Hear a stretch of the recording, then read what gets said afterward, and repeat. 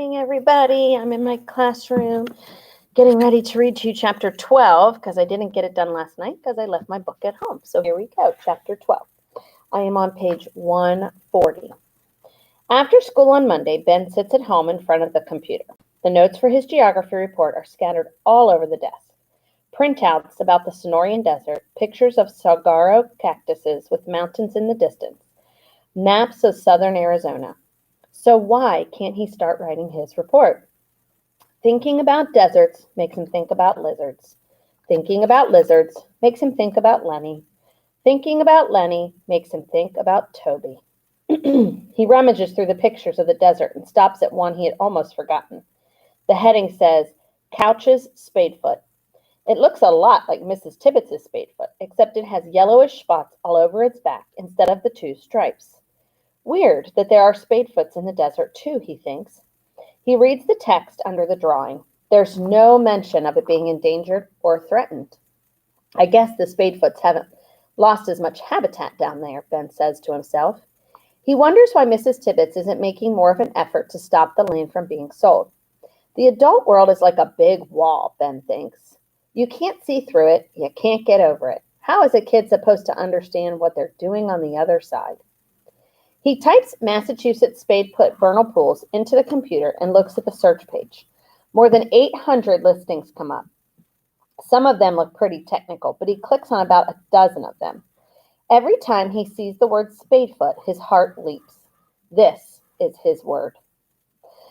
These are his Spadefoots. He finds a page for kids that teaches about Spadefoots and salamanders in vernal pools. He prints out a color photograph of an eastern Spadefoot. But none of this is what he is looking for. Then he comes across a reference to the Massachusetts Fisheries and Wildlife Natural Heritage and Endangered Species Program. It's an article about saving vernal pools. He tries to read through it, but it's too full of scientific details and difficult words. He's about to try another listing when he spots something halfway down the last page.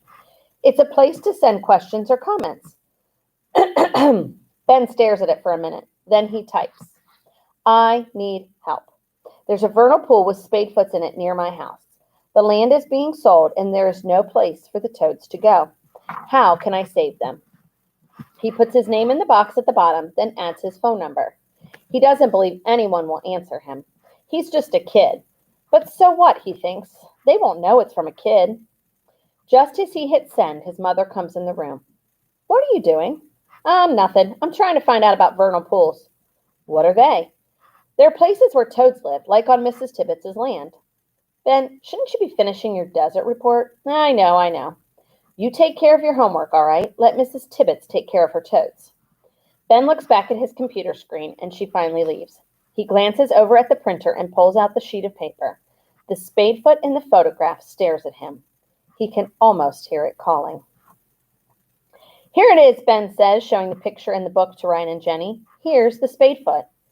Ryan bends over the page for a closer look. It's just a regular old looking toad. It's kind of cute though, Jenny says, in a toad-like way. I know they look regular, but there are hardly any left around here. Ben closes the book. It was really cool to see them. There were all these toads in the pond swimming around, and they were calling out, and Mrs. Tibbets and I were laughing about the overtoad. The overtoad? Ryan blurts out. What's that? A huge toad with superpowers that looks after all the Spadefoots. Is there really a big toad like that? Ryan asks, hopping back and forth from one foot to the other. No, you dummy, Jenny says. It's just a story. Yeah, but it sounded like it was there. I wish it was, said Ben. We could use the overtoad, even here at school. He hands the book back to Ryan. It's almost time for school to start. Here, he says, you take it back. Thanks, it was really cool to look at. Did you see the blue poison dart frog, Ryan asked? His eye that's not covered is dancing with excitement, as jumpy as the rest of him. Yeah, I did. And the one that looks like a leaf? Yeah. And the one that has circles on its rear end that look like big eyes? Yeah, Ben says, like two cross eyes. They were funny. He crosses his eyes, trying to look crazy. Suddenly, a shadow of hurt passes over Ryan's face. Jenny gives Ben a look, letting him know that he's made a big mistake.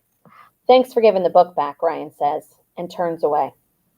Oh, Ryan, I wasn't making fun of you. I can't help it about my eye, Ryan says angrily. I can't help it. Come on, Ryan. I don't care about your eye. I know you don't care, Ryan mutters. I meant. Everyone to your seat, says Mrs. Kutcher, rapping on her desk with a pencil. Time to get started. Jenny sits down and turns to look at Ben. I know you didn't mean it. Ben rolls his eyes. I'm an idiot. No, she says, you're not an idiot. You're a little weird sometimes, but being weird is much better than being an idiot. Ben shrugs. Yeah, but what if you're an idiot who's weird too? Now that's a problem, Jenny says. You might as well give up right now. Nothing worse than a weird idiot. I know, Ben nods. I know. Ben watches Ryan all through the morning, but Ryan avoids his gaze. At lunch, Ben sits next to him, hoping to get him to smile, but Ryan just keeps his head down and doesn't say a word. After a few minutes, Frankie plops down across from them, and promptly starts stealing French fries off the other kids' plates. He stuffs the fries into his mouth, seeing how many he can get in at once. The boys around him gawk. If it wasn't Frankie's way of showing off, Ben thinks, it might actually be funny. But even Frankie's French fry-packed mouth doesn't make Ryan smile. When Frankie sees that neither Ryan nor Ben is laughing, he opens his mouth so everyone can see the mashed up French fries. Ew. A few soggy bits spill out onto the table. Ewer. Dennis Domino, Danny Martin, and Tommy Miller are laughing their heads off. Frankie chews and swallows the huge lump of mushy potatoes, then looks at Ben and Ryan. Ben can see him trying to think of something to say. What's wrong with you, Captain Kidd? Frankie finally says to Ryan. Lay off of him, Ben says. Oh, excuse me, Frankie sneers. Oh, look at that vocab word. He glances at the other boys for support. I didn't know you were Captain Kidd's bodyguard. Why don't you go chase frogs or something with Mrs. Ribbits? Everyone at the table looks at Ben, waiting to see what he'll say. Frankie keeps going. Mrs. Tibbets, Mrs. Ribbits. Ribbits, Tibbets, Ribbits, Tibbets. He starts making frog noises. Kids are laughing again. Shut up, Frankie, Jenny shouts from the other end of the table. What do you care? She's nothing but a dumb old science teacher. Ben can't stand it anymore. She's not dumb. She knows about a lot of things. Yeah, she knows she's the worst teacher in the school. She's smart. Ben knows he's letting Frankie get to him. She's cool. Now even Ryan is looking at him like he's lost it. Who would ever call an old science teacher cool? But Ben can't stop himself. You should see her yard and the woods on her property. And she's got all sorts of cool things around her house. What? Frankie jeers. Lots of flies for frogs to eat? No, stupid. Animals like snakes, rattlesnakes, and I've seen them. Right, Frankie rolls his eyes. Rattlesnakes. Fat chance. What kind of old woman has rattlesnakes? Everyone at the table has stopped talking. All eyes are on Ben. He takes a quick look at Jenny. Her eyes are open wide. She can't believe what she's hearing. He wishes he hadn't said anything, but he can't back down now. It's true. She had 2 of them in a cage. She showed them to me. That isn't exactly what happened, but he's sick of Frankie making fun of everything everybody says. He wants to prove how great Mrs. Tibbets is and how real the rattlesnakes are. Liar, says Frankie. I am not. Liar, Frankie snarls again. The word hits Ben hard. He stands up. I swear it's true. Suddenly, Ryan stands up too. It's true. He told me he saw them. Ben is stunned. He's never said anything to Ryan about the rattlesnakes. He looks over, trying to figure out what's going on, but Ryan is staring hard at Frankie through his crazy glasses. Frankie's mouth opens like he's going to say something, but then he shuts it again. Really? Danny asks. Yeah, really, Ben says. Danny looks convinced. And she let me see them, Ben insists, but they got away, and now they're out on her property. He has no idea where the snakes are now. Mrs. Tibbets hadn't expected them to survive, but maybe they would. Maybe they're still alive. No way, Frankie says, but this time his heart isn't in it. He looks around for support, but everyone's listening to Ben now. It's true, Ryan is shouting. It's true. Oh, who cares about Mrs. Ribbits, Frankie says. He makes a face like this is all stupid and he doesn't care. Not only that, Ryan goes on, the overtoad will eat you up if you don't believe it. No one except Ben and Jenny has any idea what Ryan is talking about, and Jenny starts to laugh. Ben has to laugh too when he sees the bewildered look on Frankie's face. Frankie stares down at his plate. For once, he can't think of anything to say. Ben looks at Ryan, and Ryan gives him a huge smile. When they head back to class, Ben catches up with Ryan and whispers in the dark, sinister voice, "Better look out for the overtoad." "Overtoad, overtoad," Ryan chants. "Better look out for the overtoad." Ben slips on his jacket and opens the back door. "Where are you headed?" his mother asks. "Just to walk out back," he says. "I want to come too," Agatha says. "Sorry," Ben says. "I need to go alone." "Mom," Agatha whines, "tell Ben to let me go with him." Mrs. Maroney narrows her eyes and studies Ben's face. "Let your brother go by himself this time," she says to Agatha. "Anyway, you have some work to do in your room." "But, Mom—" "You heard what I said, Agatha. And Ben, keep an eye on the time." Ben remembers all the time she said that when he went out in the garage door in Tucson, headed to the dry riverbed. He's not in Tucson anymore, but for just a moment, it feels the same. The sun is shining, and in a minute, Ben takes off his jacket and ties it around his waist. He walks along the trail through the marshy place he's come to know, stopping now and then to look at something that's just sprouting or to listen for new sounds. Tiny leaves the size of cat's ears are opening on some of the maple trees. He turns over a log and finds a salamander, shiny black with bright yellow spots on its back. Very carefully, he picks it up and holds it in his hand, then puts it down beside the log. "You stay here," he says. He whistles to himself as he follows the trail toward Mrs. Tibbets's land. He pulls a folded sheet of paper out of his pocket. An official at the National Heritage Program actually answered his email. He opens the printout and reads it again. "Thank you for your query," it says. "A member of our staff will give it careful consideration and will get back to you as soon as possible." Ben smiles and puts the paper back in his pocket. The trail widens a little, and the new leaves overhead make little shadows on the ground. He's almost to the vernal pool when he hears men talking. He stops and peers through the trees. The men are wearing orange construction helmets, and they're carrying instruments on long tripods. Someone has tied orange plastic ribbons on a couple of tree trunks. In the distance, Ben can see a truck, and he cuts toward it, stepping over fallen logs and wading through wet leaves. As he gets closer to the truck, the woods thin out and comes to an open space. The street that runs in front of Mrs. Tibbets's house is not far away. Big white plastic tubes stick out of the ground in 3 or 4 places. Ben's hands feel sweaty. He walks up to one of the men standing by the truck. "What are you doing?" Ben asks. "Surveying," the man answers. "Looks like they're planning to put some houses here. We're measuring the lots." "What are those plastic tubes for?" Ben asks. "They're for something that's called a perk test," the man explains, "to make sure that the water can filter down into the soil. They can only build where the soil can drain properly." Ben's heart leaps with hope. "What happens if the soil can't drain? Can they still build?" "Oh, no worry about that. This land is too valuable. They'll find plenty of space for houses, about a dozen of them." "A dozen houses?" "Yep." The man opens the door of the truck and takes out a thermos, then turns away and retraces his steps back into the woods. He runs down the path and stops at the vernal pool. He can't believe it. It's half the size it was the rainy night a week and a half ago. The edges of the pool are still muddy, layered with caked black leaves, but it's drying up fast, like a puddle on the sidewalk after a rainstorm. Ben squishes over its mucky edge and squats down.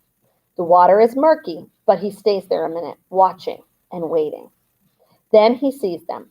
At first, he only makes out 1 or 2 darker shapes in the water, but then more come to focus. Dozens of tadpoles scurrying around in the water, pumping with their hind legs, their little tails waving behind them. Spadefoot toads, hundreds of them. Ben takes off towards Mrs. Tibbetts' house. When he sees her car in the driveway, he sprints around to the back of the house and looks through the window on the back door. Mrs. Tibbetts is at the kitchen sink. He knocks. When she turns and sees him, her face breaks into a smile. "Why, hello, Ben," she says as she opens the door. "What a nice surprise. Come on in. I think I can find a little something for us to snack on." Ben takes off his muddy shoes and steps inside the kitchen. He's not hungry. His mind is filled with what he just saw and what it means. "Mrs. Tibbetts, I saw the Spadefoot tadpoles. There are lots of them."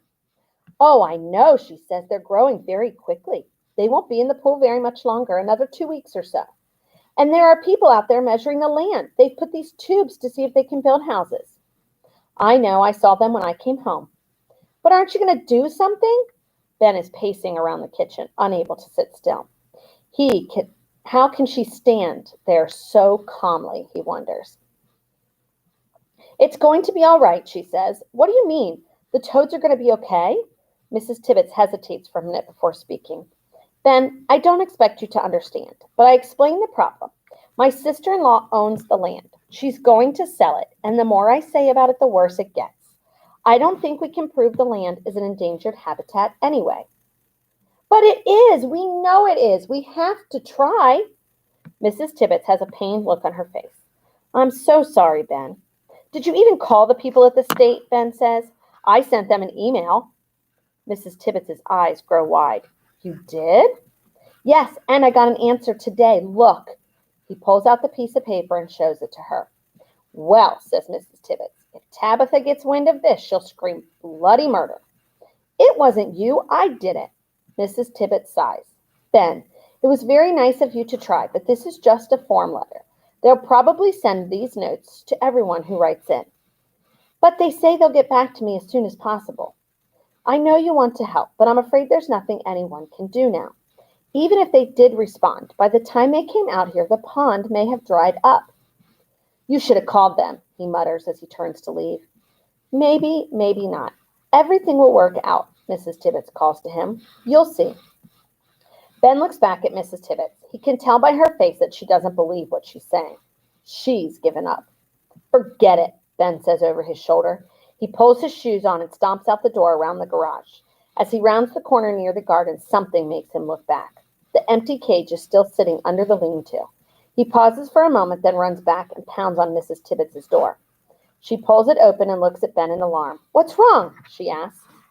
What about the timber rattlers? Maybe they're still out there. Wouldn't they be endangered if they're living there? Mrs. Tibbets shakes her head. They're not there, Ben. But you're not sure. They could be. Maybe they survived and they found a place to live around here. Then we'd have to let them be. She shakes her head again. I'm sure they're gone. Ben knows she means they're dead. Neither of them could say the word. Dead. Gone. I have to go, Ben says. He turns toward the door. All right, Ben, thanks for coming by. I'll see you at school. Ben nods but doesn't look at her. He opens the door and leaves the house. He steals a glance behind him as he rounds the corner of the garage. Mrs. Tibbets is standing in the door watching him. She waves. Ben heads down the path toward home. The sun is hot on his face and he hears chickadees over his head as he passes in the woods. A blue jay brays out overhead, warning everything around that Ben is coming through. Little green shoots are coming up beside the path. How can it be so beautiful on such a rotten day? And that is the end of chapter 12. We'll be moving on soon. Have a great day.